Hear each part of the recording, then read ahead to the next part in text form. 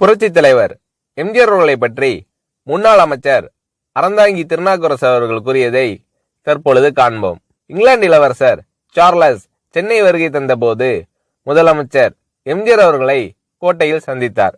இருவரும் உற்சாகமாக பேசிக்கொண்டனர்.